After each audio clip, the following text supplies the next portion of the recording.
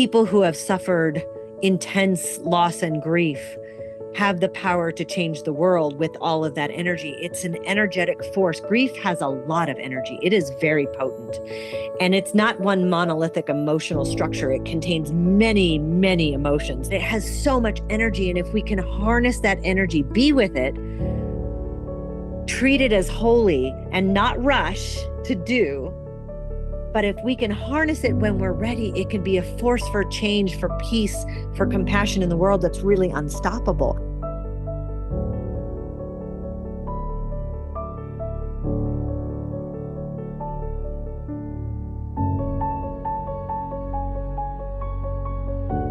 I am more than thrilled to say that today I have Dr. Joanne Cacciatore with me, a really incredible person who is every day offering her very best to the world. So Joanne, welcome. Thank you. Thank you so much for having me. It's an honor to be here. Thank you.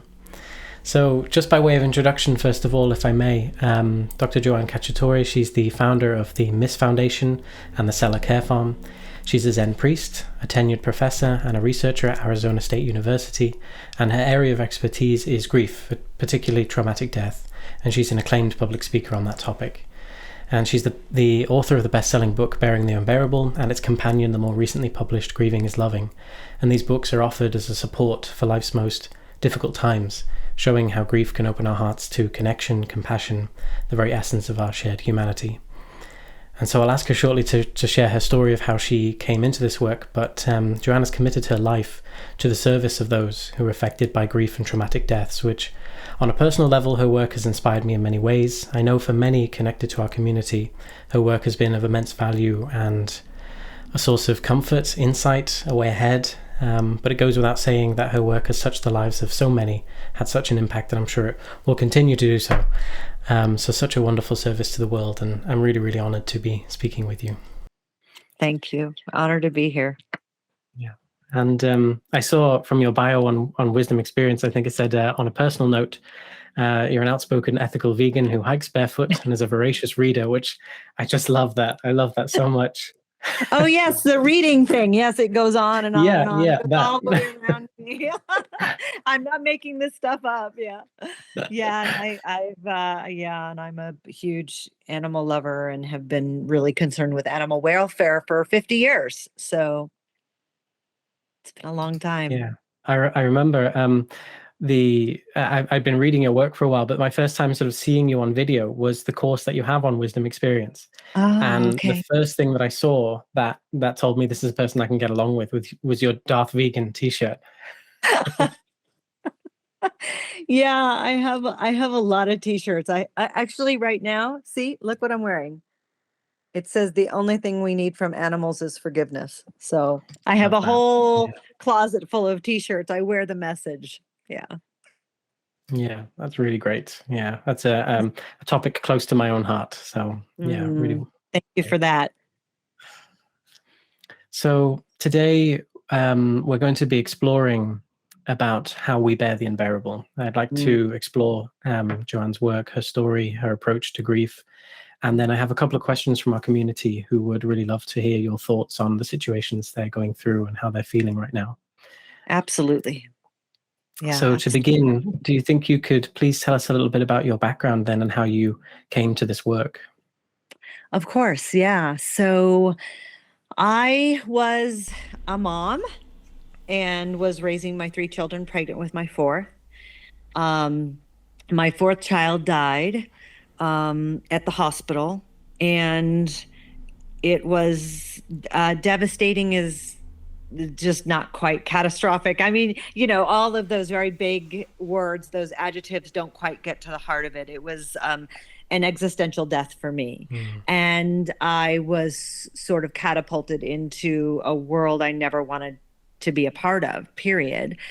But what made it almost nearly unbearable, more unbearable than it was on its own, in its own purest form, was sort of the lack of support and wisdom and compassion around grief in the world and in my circles.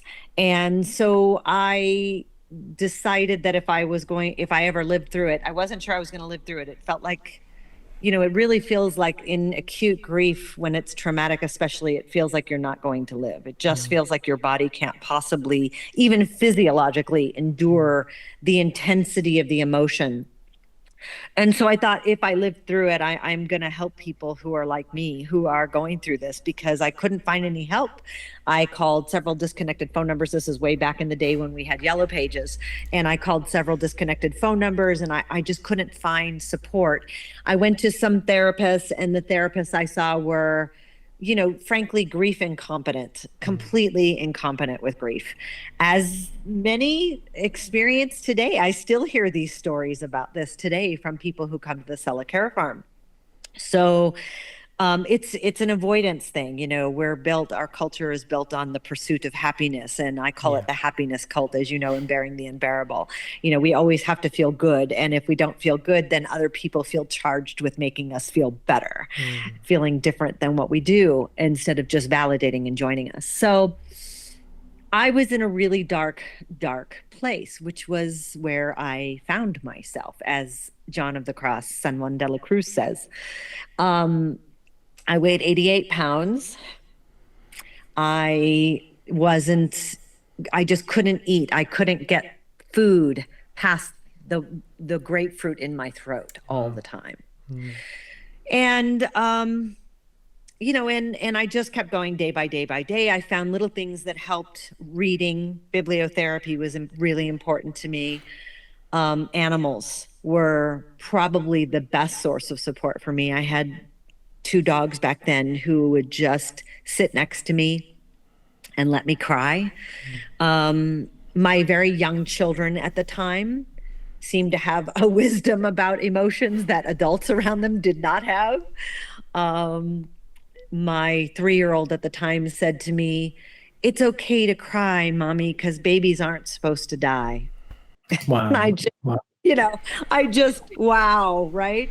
And so I got through it doing these little things that I could find some strength in, some trust in myself, and some trust in the process. It's very hard to trust in a process like that, that's so wildly unpredictable and so wildly, unfathomably, bottomlessly painful. So, but I did. And then it was a few years after that, that I founded the MISS Foundation, which is our NGO, our international NGO that helps families who are enduring traumatic grief. Initially, the MISS Foundation started, and we really only help parents whose children at any age and in any cause have died or are dying. But we've recently expanded, and so the Selah Carefarm really serves people who have experienced any kind of traumatic grief: suicide, homicide, mass disaster, mass shooting, the deaths of children at all ages. And so we have people who come who lose partners and siblings and grandchildren and all of those important relationships. Yeah, it's amazing, really, where you've come to. And I'm sure at that point, you had no idea that you could ever come to where you have now. There was just, like you said, you just didn't even think you would survive it. Yeah, I mean, I think to be truthful, I think at the moment, if someone told me what it would grow into, I would have been too frightened.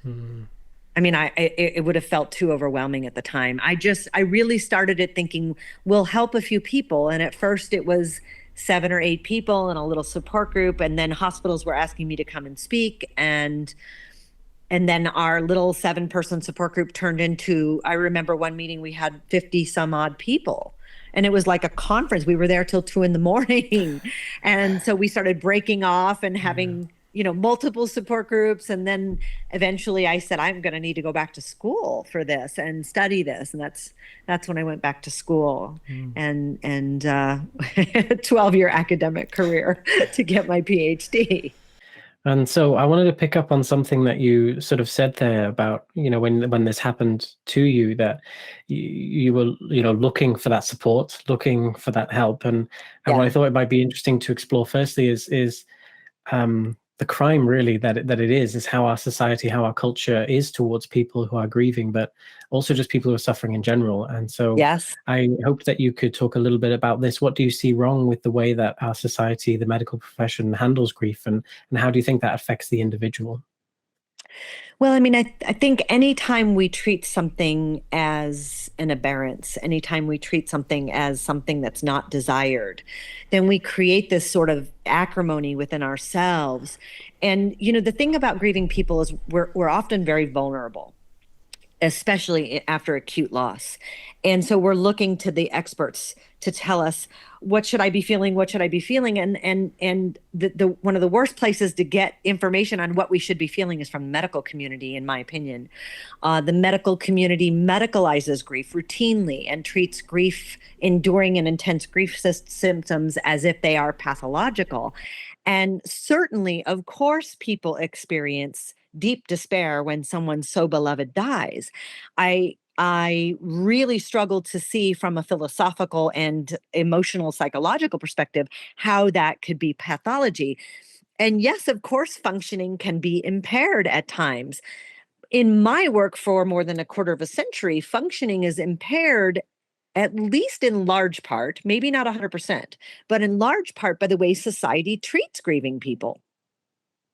Right? So we have to look at social support around grieving people to understand why they might have quote functional impairment. And I guess I'll even go a step further to say we also need to question, what does impairment mean in our culture, right? If productivity is very important, making sure you go to work and you're very, very productive, why is that more important than allowing people a respite to pull their energy inward, to create space for grief, and to allow whatever in their grief process experience is going to unfold, allow that to unfold. But we're in such a hurry. We're in such a rush. We don't want to give people the necessary time. And so, I mean, that would be the first thing, right? Let's question why, Yeah. quote, impairment is so important. And then secondly, why are people impaired? Why is their functioning impaired? And so I put a lot of the responsibility on our culture, actually, on society, for the problems that grieving people have. And over and over and over again, you see this actually in the research. Vanessa Juth has conducted research looking at something called social constraints around bereavement. So pressure for grieving people to move on, to feel better, to go back to work, to not talk about it, especially sort of these explicit and implicit messages, not to talk about grief and not to talk about the person who died. And what they found in their research was that social constraints was the greatest predictor of poor psychological and physiological health outcomes in bereavement. So And that tells us everything. why are we not talking about this? Why are we not foisting some of the responsibility on society then? Why are we so focused on individualism in this process? Because we don't grieve in a vacuum. We grieve in the context of a family, in the context of a community, and then the context of a culture. So I think we need to fix the culture before we start focusing on pathologizing individual people. Mm-hmm. And that's been a real point of contention. You might have seen my recent correspondence in the Lancet Psychiatry, where Dr. Ellen Francis and I expressed our consternation with this new move to pathologize grief, without consideration of context and circumstances and nature of the relationship. 6 months, 12 months. I mean, would anyone dare to tell the families who lost their 6-year-olds in a mass shooting? Would anyone dare to tell them 6 months or 1 year later that they're pathological because they're not over it? I mean, there are people who didn't even live in Sandy Hook, who don't have anyone who died in that incredible mass tragedy, who have sort of emotional reactions 10 years after, because we're coming up on the anniversary. Why in the world are we pathologizing a perfectly normal response to a perfectly abnormal and catastrophic tragedy? So I've been pretty outspoken about it, and I don't and I don't hide my feelings about it. And I'm pretty passionate about it. I have some fierceness around this because these are people I truly care about. And I know how much harm the medical system can bring. Look, if the mental health system were working, then we would not see the problems we're having today. This is my big issue. And this is about grief, but it's also about suffering human beings in general. If the system was working, then because people are getting mental health care at greater rates than they ever have in the past. Yeah. And so if the system was actually helping, you would see a parallel relationship between improvements and care. And what you see is care and declining mental health. And so obviously we're not doing something right. Just generally speaking, that's not my area. So I tend to stay in my own lane. My area is traumatic grief. And I can tell you that we're definitely not doing right by grieving people. I have seen it over and over and over again. I have heard tens of thousands of stories in more than 25 years of doing this work. And it just breaks my heart. Grieving people come to the care farm at first because they don't trust therapists. And they don't want counseling. They just want to come and be with an animal. They trust an animal. They don't trust people because people have told them some horrible things and have treated them in very dismissive ways. I can't tell you the number of people I've met who are on 4, 5, 6, 7, 8, 9 medications. We don't have enough research about interactions, and we certainly don't have enough research on medications and grief. So I question whether that's even evidence-based practice. And I think what it comes down to is this fear of pain that we have as a society. There's almost a contagion effect. Like if I acknowledge that this person's 6-year-old can die randomly, then I have to acknowledge that my own 6-year-old can die. And that's a terrifying thing. If I acknowledge that this person's husband could suddenly, abruptly end his life by suicide, then I have to acknowledge that my partner could do the same. And that's terrifying. If I acknowledge that my sibling could be, kidnapped, raped, and murdered, then I have to acknowledge that the same thing could happen in my family, and that's terrifying. And I think anytime we have terror, our initial non-mindful, non-present reaction is to withdraw and retract rather than to approach and open.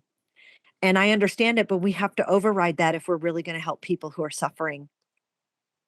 Yeah, absolutely. And I think not only that, I think like you just said, that you have to acknowledge that this could happen in your life as well. But I think people are profoundly uncomfortable being around people who are not fun right now, or they're not pleasant to be around. And there's just that natural aversion to right. Oh, you're not very pleasant right now and I don't know what to say. And so I'm just going to withdraw. Right. Yes, that's the reason I'm not invited to a lot of parties.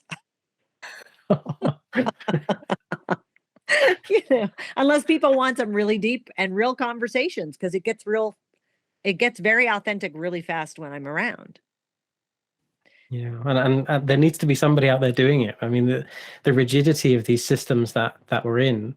I worked in mental health before I ended up doing what I do now, and I went in there because as a teenager I was always interested by that, and I was looking for, people have got mental health problems. Why have we got it? Where would I find an answer? Probably in psychiatry and sort of in mental health systems. Right. And what I found was a lot of the opposite, a lot of revolving door cases and people telling me, well, this person's been in and out for the last 20, 30 years. And I'm like, well, why? Why are we not questioning why is that happening?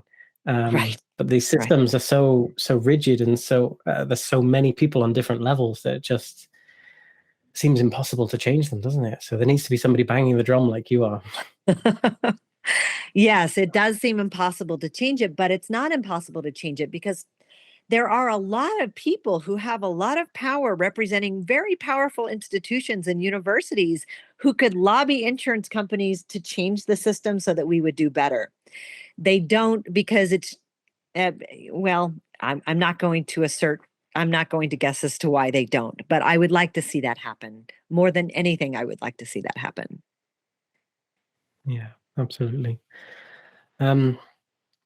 So I want to kind of let's look at the other side of this. So of course, as a society, we do take this quite almost a confrontational approach to grief, don't we? As there's a let's get over it, let's overcome, or Yeah. like you said, it's been so many months. I don't know how they can come up with a number like 6 months or 1 year and pluck that out of the air. But people say it's been so many months, or let's do something to take your mind off it. You just need to look on the bright side. All of these sort of platitudes, which don't really ever offer anything to the deeper being, do they?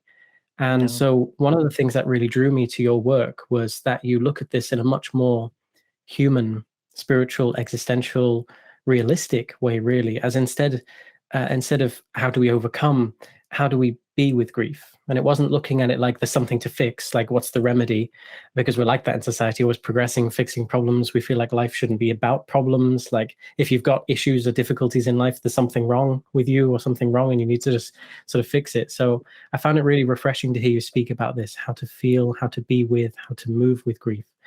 And so although we talk about that there's no remedy, no fix, there is this thing called the Selah model, right? And I wondered if you could talk to us a bit about that approach. Yes, absolutely. I'd love to talk about it because it's so sort of it so centers the griever, right? It just so centers the griever. And so it's about really being with grief and learning how to fully inhabit grief, learning how to pull your energy in, tend to your broken heart, acknowledge it, learn to trust it. It hurts. It's hard to trust something that causes so much pain. And people often think, like I talk about the blessings of my grief. And people often think what I'm saying is that I'm okay with the fact that my child died. And that's not what I'm saying. I am absolutely not okay that my child died. I would give it all back in a moment's notice. I would to have her. I would give all of this wisdom, experience, knowledge, compassion back. I don't have that choice. So here I am. But the blessings of death is what took my child, not grief. Death took my child. Grief is the understandable byproduct of that. It's the understandable outcome of that. And if I'm going to make grief my enemy, I'm going to have a very, very long and painful life with this. It is going to be a struggle. I am going to be exhausted. I'm probably going to make myself sick trying to fight this. So I learned very early in my grief that despite the advice of many well-intentioned but unskilled therapists, I learned that I needed to create space to be with grief, kind of like a stretch in yoga. So you get to a point in a new asana, or you're stretching a different way, or you've never stretched before, and your muscle says, okay, that's enough. That's far enough. And it's very important to stop there and not push yourself too hard. But if you never practice with the stretch, you can never get the stretch. Your muscles never trust the stretch, and they will always defend against the stretch.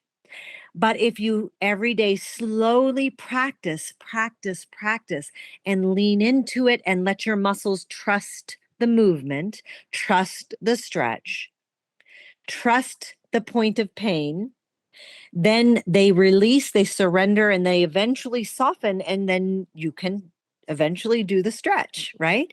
And that's what being with grief is, and fully inhabiting grief. I know no one wants to feel this. Of course, I don't want to feel it either. But just because you don't want something doesn't mean it isn't real and it isn't there, right? And so at this point in my grief, it'll be 28 years and 3 weeks since my child died. And at this point in my grief, really, if I woke up tomorrow and grief was completely gone and I didn't miss her at all, I don't want that. Like I would be like, what's wrong? Because it's given me so much richness and depth and meaning in my life. Not that it's okay that she died. Yeah. Yet here I am with this. If I fully inhabit it, can learn to be with it, we do get to that point where grief is sacred and holy, and it is the mirror reflection, as I say in my books, of love. There'll never come a time what people who are hesitant to be with grief struggle to understand is that if we don't make space for the grief and being with the grief and don't learn to trust it, then remembering them will always be hard. And so we end up having to fragment, cut ourselves off from pieces of ourselves that are important to our identity. And I don't know if you've ever met a fragmented human being, but I've met lots of fragmented human beings in my day. And I would rather be a whole, broken-hearted person than a fragmented, protected person. So being with grief is pulling the energy in, tending to our grief, and it lasts. There are moments even now, because our anniversary is coming up, when I'm feeling sad and I'm missing her, and I'm like, okay, I need to go stand with my horse, Chamaco, or I need to go on a quiet, contemplative, barefoot hike, or I need to go sit in zazen and be and allow whatever I feel to come, really in an engaged way, not a disengaged way, not in a detached way, in a really engaged way. And that's what being with grief is. And that's a life-changing commitment. And it is a commitment. It's quite a commitment. Yeah. And then life does call us back. So speaking of the Selah model, life does call us back. The mortgage has to be paid. Write Jack's book, After the Ecstasy, the Laundry. Right? Laundry has to be done. The mortgage has to be paid. Life marches forward, and we have to, we have responsibilities and duties. And so grief is here, and all of these other life things overlay. It takes intention, consciousness, wakefulness to take that grief and pull it out from under the pile and keep it here, and be willing to surrender to it, be willing to say, I'm going to make a defined space for grief in my life because that's how important this person is to me and will always be to me. And it's not that I'm not tending to these things, because I am. Obviously, I'm a very busy, productive person. Obviously, I tend to the things that need to be tended to, but I don't let them overlay my grief. Grief has a very defined space in my life. It's constantly present, and I focus on that intentionally every day. I have my rituals I do every day. I have a butsudan where I burn incense for Shai. I have my particular contemplative practices where I invite her into my mind and heart space, into my chitta space with me. I have those things that I do intentionally to remember her, to again bring her back into my heart. And that's what makes makes life bearable. So it's a matter of, I think, being aware of heart turned inward, tending to the inner self, and heart turned outward and tending to the things that need to be tended to. Sometimes it's animals, sometimes it's humans, sometimes it's the mortgage, and it's a fluctuation of that. And then the last part of the model, which again, it's not a stepwise model. Yeah. It's an integrative model that flows. And the last part is doing with grief. And so, sometimes I call it regrieving. And so sometimes if I'm having an intense regrieving moment, I create space and I intentionally, sort of surrender and be with the grief, fully inhabit the grief, feel the feelings. And then doing with grief might mean that something that came out of that experience 3 days later is writing a thank you letter to one of my early caregivers who was compassionate, or doing something, creating a new project, something creative, expressing art, writing, something that takes what I experienced in here and puts it out here into the world. Yeah. And I have found, and that's the model upon which our care farm is built. I have found that sort of doing grief that way is not an expeditious sort of movement of grief. But it's deeper and wider. It's got more breadth and depth than anything, and I think it transforms our lives. I really do believe that people who have suffered intense loss and grief have the power to change the world with all of that energy. It's an energetic force. Grief has a lot of energy. It is very potent. And it's not one monolithic emotional structure. It contains many, many emotions. There's guilt and shame and rage and anger, compassion and connection and gratitude sometimes, and fear. And there's so many emotions. I call it the grief umbrella. There's so many emotions underneath that, that it has so much energy. And if we can harness that energy, be with it, treat it as holy and not rush to do. But if we can harness it when we're ready, it can be a force for change, for peace, for compassion in the world that's really unstoppable, because it's the energy of people we love so much that we're willing to bring their love forward into the world. And that is an unstoppable force. Yeah, and you can feel it in the way that you describe that you can tell that that's something that's carried you through your life and's brought you to where you are now, isn't it? It's that channeling that emotional energy, but not pushing it away, not suppressing it, being with it, and just channeling it in the best way you know how. Yeah. Thank you for sharing that. And I think so. I am mindful of our time, so I have some questions from our community now that I would like to share with you. So the first is, I find that when I speak to people about my partner, they run the other way. They get so uncomfortable. I don't want to run away from my situation or be quiet about it. I want to stand firm with it. How do you share the grieving process with those around you without alienating everyone? So the background context of the individual, pretty much what they've said there is what they're going through right now. They're finding that all friends and family are kind of dropping like flies, and they find themselves very isolated. Yeah. Thus buttressing my initial point about social support, right? This is the problem. So first, I'm profoundly sorry about the death of your partner. I mean, that's an incredibly painful loss. And I'm also very saddened to hear that people are, maybe I assume it feels something like abandonment when you broach the subject, when you try to remember your partner. The way that I handle that, and the way that I help sort of guide many of the people with whom I work in handling that, is usually with a written communication, like an email, very carefully crafted, leading with sort of open-hearted, I know how much you love me. I know how much you care about me. I know how much you want me to feel better.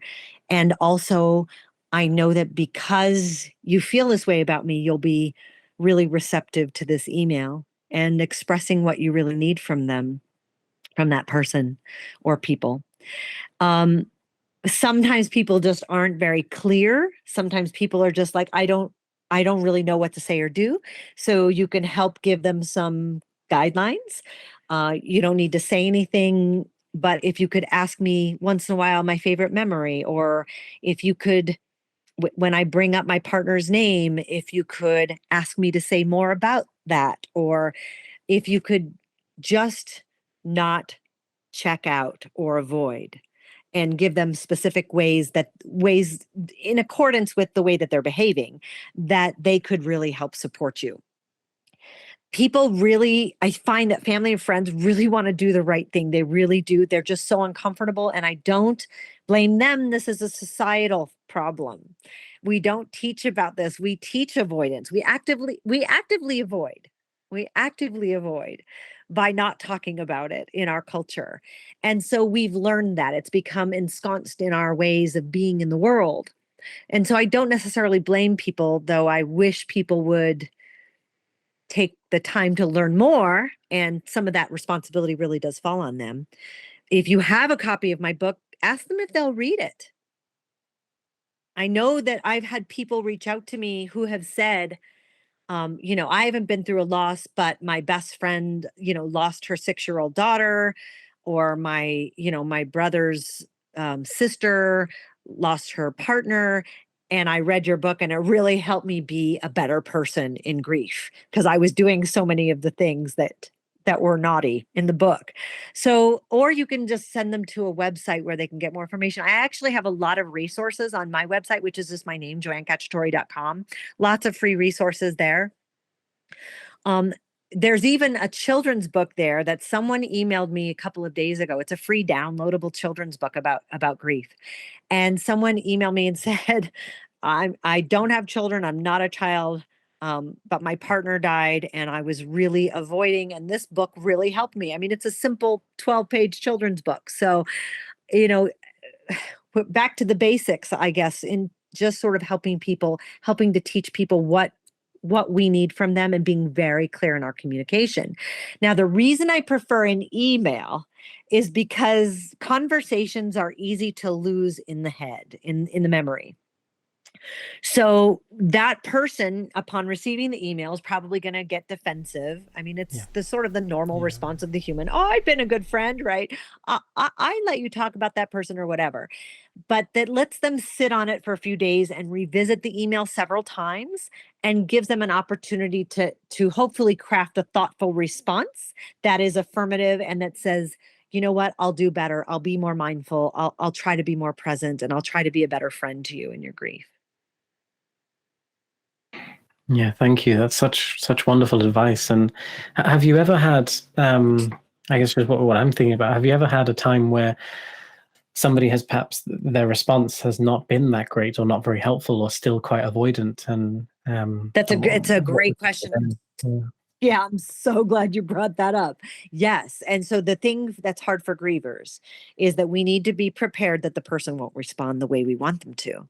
And my question to people with whom I work then is, how important is this relationship to you? If this is a very important relationship, then maybe just put some boundaries around when you interact with that person and for how long. If it's semi-important relationship to you, then maybe just hit pause until you feel strong enough to revisit the relationship. And if it's just not an important relationship at all and it's causing you a lot of pain, then maybe just give yourself permission to exit the relationship. It's okay to end relationships with people when you're in grief, and just say, like, I need people around me. I call it a circle of compassion. I need people around me in my circle of compassion who are going to uphold me. And I'm in a really vulnerable state right now.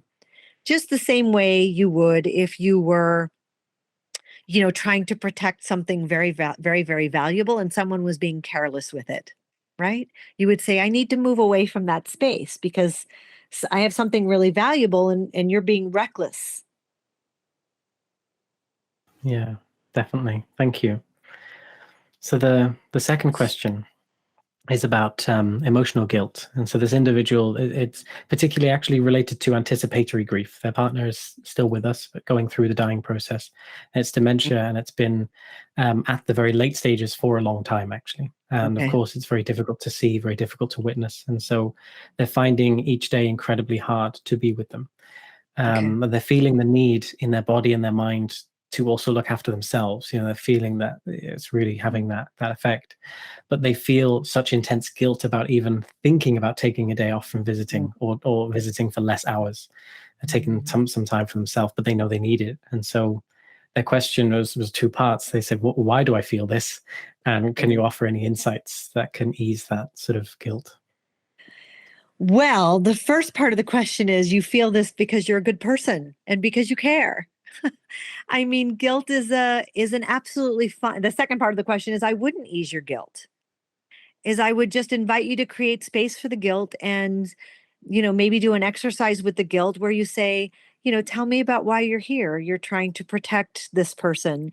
You're trying to ensure that I behave in ways in accordance with my understanding of myself as a good person.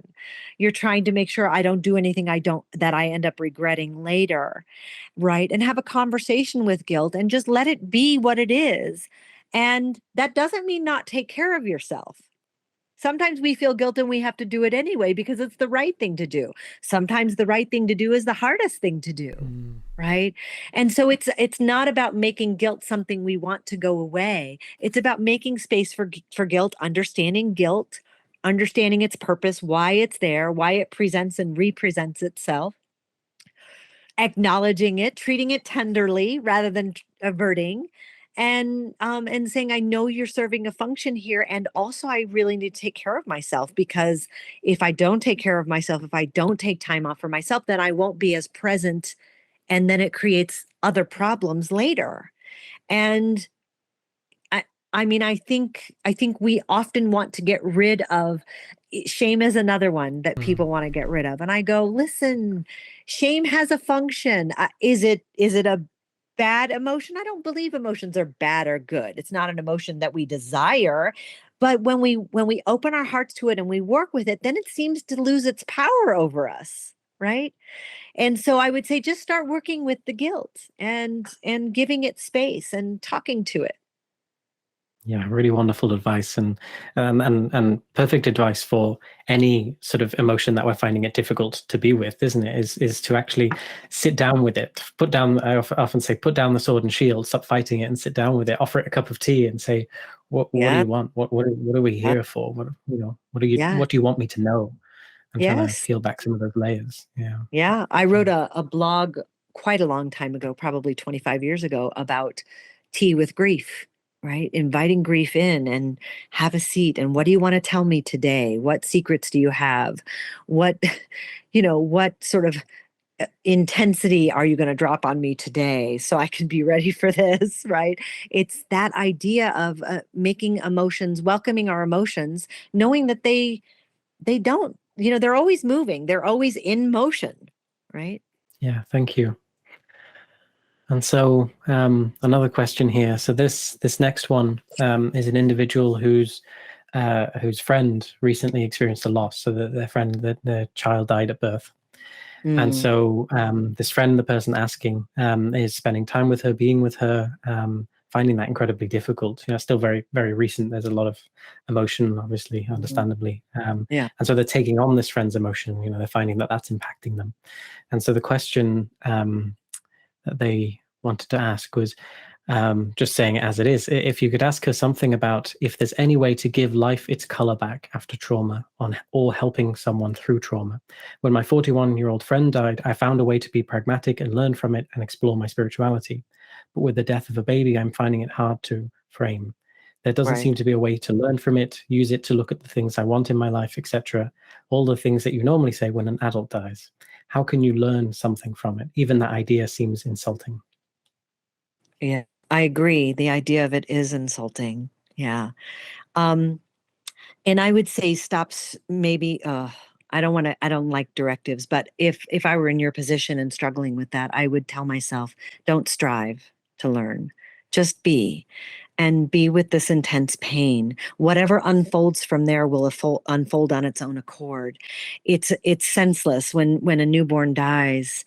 It's an incredible catastrophe. I mean, it's the beginning of life, and it seems like such a contradiction of what should be, death at the beginning of life. When children die, young children die, it's an incredible tragedy. I think of how beautiful your heart must be to be feeling so deeply with your friend. That's what I think. I think I wish I had a friend with me during the time when my child died who felt that much with me. And so I would say that you are doing a beautiful thing by allowing your heart to break with your friend, always centering her grief, of course, as the primary griever, but then also experiencing that deep sort of wellspring of emotion yourself and discerning what's hers and what's yours. And then allowing whatever happens to unfold in its time. It's not something that can be rushed. It's been 28 years for me. And have I learned? Oh my God, I've learned so much. I My daughter is my greatest teacher. And many of these parents say these things, that their children are their greatest teachers. But it's not what we want. We wanted to teach them, right? It's just out of order. It's not in the natural progression of what life should be. And so this idea of learning something, it's almost like striving for meaning or striving for something. Rather than striving for something, just allow it to be what it is, and then you'll start to notice. And at some point your friends will start to notice too the gifts that their baby left behind, at always, always, always at too high a cost. Always. whatever, for me, whatever lessons, whatever beauty, whatever compassion, whatever goodness, whatever kindness has grown from this, whatever wisdom has grown from this, is at too high a cost. And I always keep that present in my mind. So I think, yeah, how meaningful for your friend to have someone with her who feels so deeply. Please don't stop. Really well said. Yeah, I love how you keep coming back to this. That just because I'm by being with my grief and able to sort of channel it into something, doesn't mean that it was okay or that I'll ever say it was okay. It's Right. that's sort of just Right. Acceptance of what did happen is not permission or of saying it was great, glad it Right. happened, but it Right. yeah. Right. But That's that doesn't exactly have right. to negate at the same time that we will learn from these things. Yeah. Yeah, absolutely. And so as a second part to that, not necessarily from the same person, but if you're in that position where you have a friend who's gone through that kind of traumatic loss, and perhaps they're not really able to communicate what they do need at that time, what sort of advice would you have for friends and family who want to help somebody after a traumatic loss? Yeah, well, if you're not, well educated about it, I would just read good books and read good articles, read firsthand experiences, and take it upon yourself to learn if you want to be a good grief support person. You know, similar to any people who are marginalized or oppressed or who go through catastrophic things. If we don't know what their experience is from the outside, the best thing that we can do is try to learn from a phenomenological, from an experiential perspective, what it's like for them. And everyone's specific needs are going to be unique. Some people will want meal trains and other people won't want meal trains. As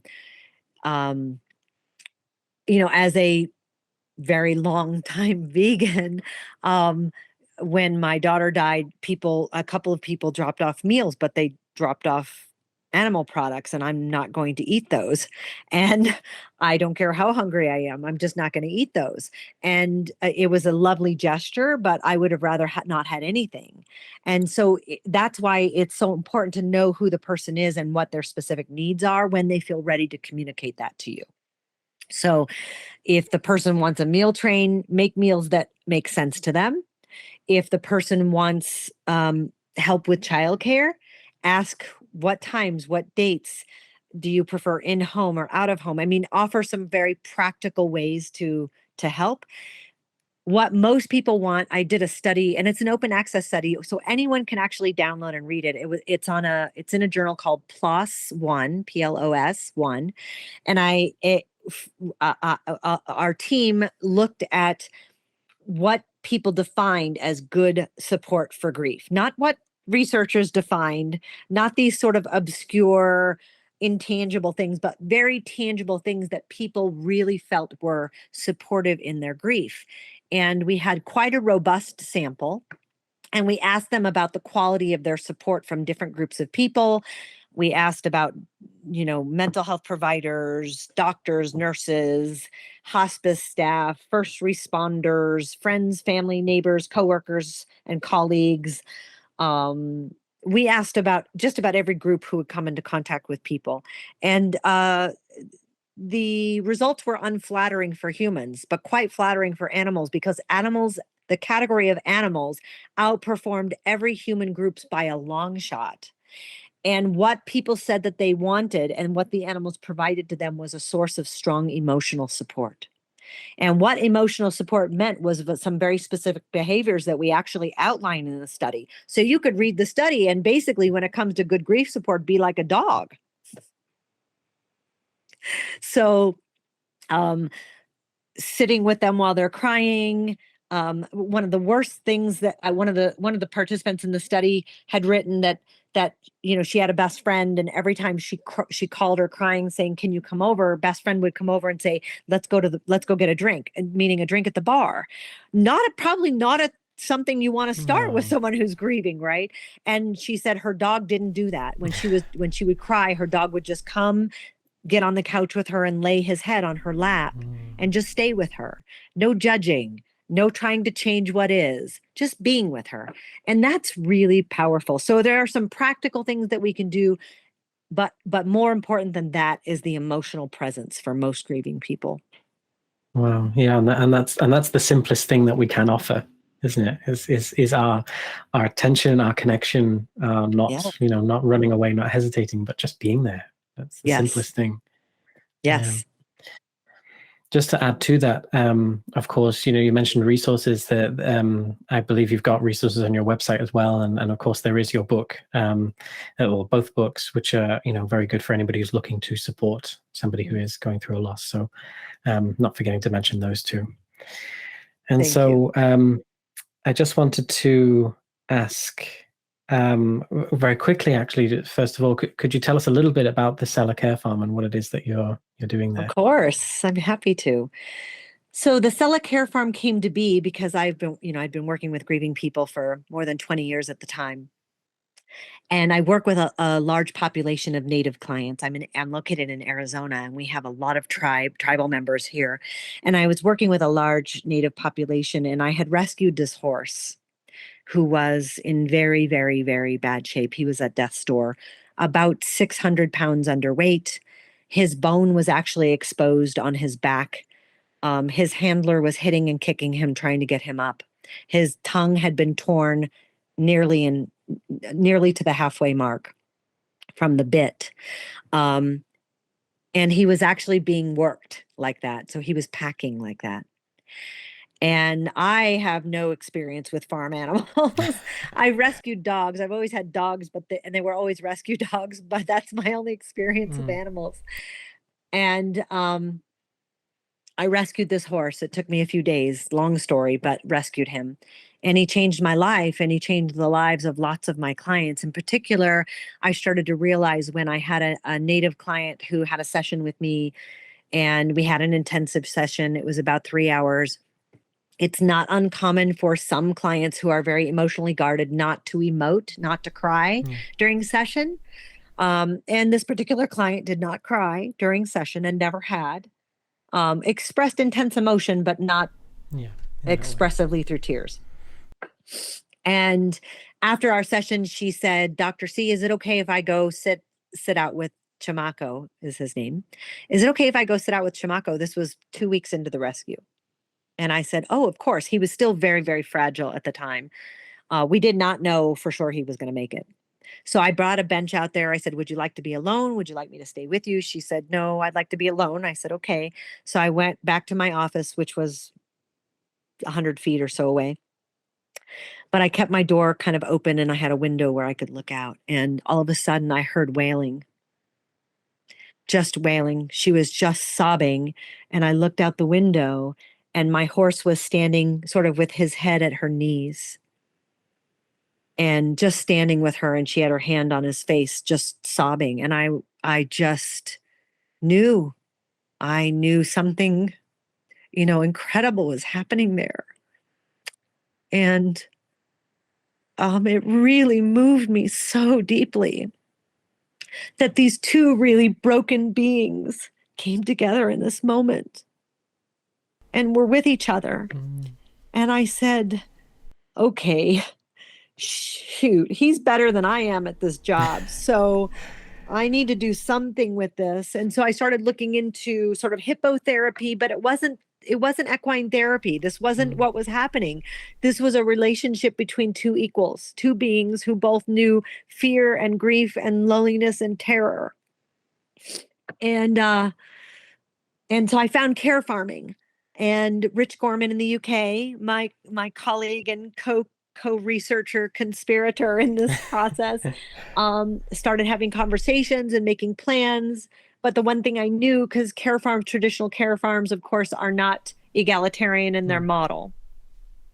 And I knew that it would have to be based on what I saw, which was happening, which was mutuality, symbiosis of compassion, this mutuality of relationship. And, other care farms are just working farms, and the animals their fur is taken from them, or their wool is taken from them, their feathers are taken from them, their babies are taken from them for dairy. Yeah, not equal partners. Yeah, they're definitely not equal partners. And so Rich and I decided, well, we'll have a care farm that's based on the spiritual principle of ahimsa, and it will be a vegan care farm where we'll only rescue animals and we won't reproduce, and we'll do this thing. And we started it. I don't know. It's one of those things, again, if I had known what it was going to be, I may not have done it because it's so big.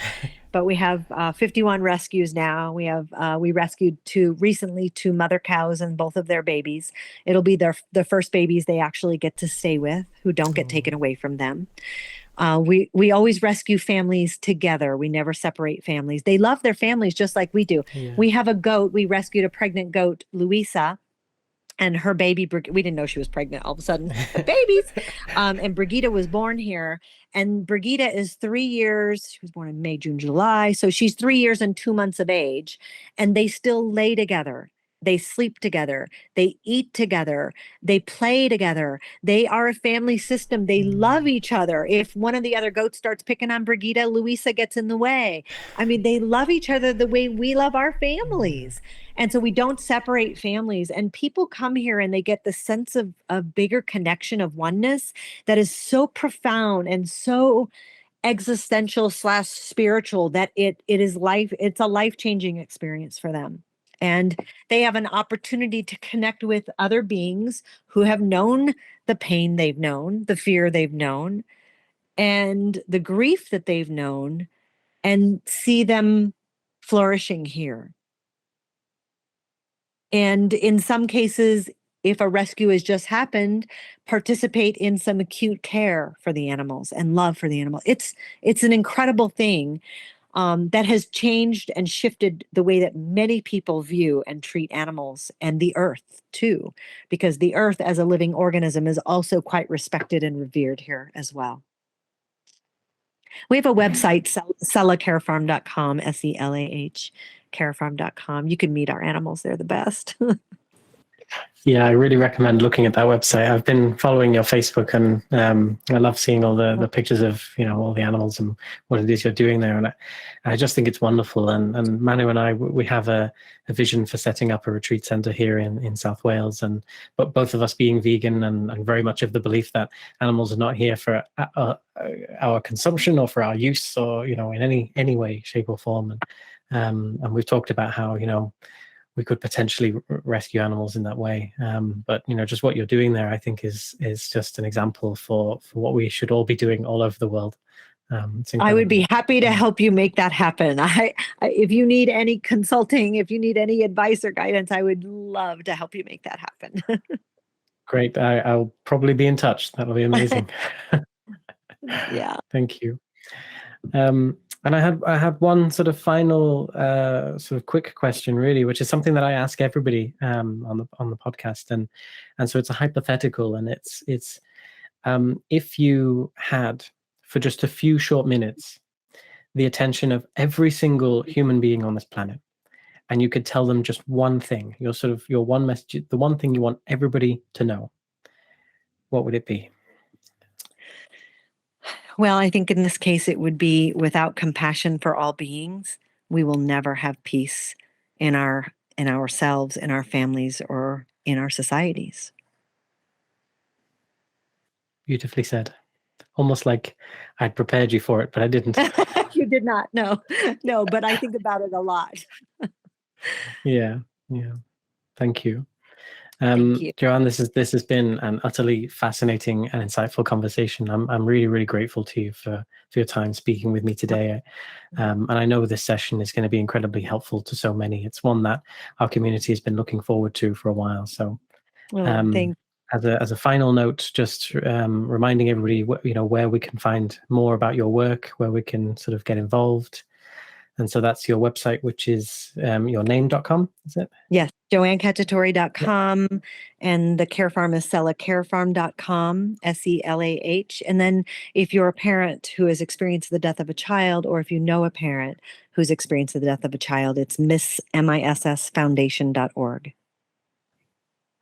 Thank you so much for your time. I really, really appreciate it. And Thank please, everybody, remember to look at Joanne's 2 books as well. They're really, really highly recommended for anybody, for whether you are grieving or supporting somebody who's grieving, or even preparing, because it's the common human experience that we will all go through at some point. So yeah, thank you. Thank you so much. Thank you. Thank you. Thank you, everyone. Much love to everybody.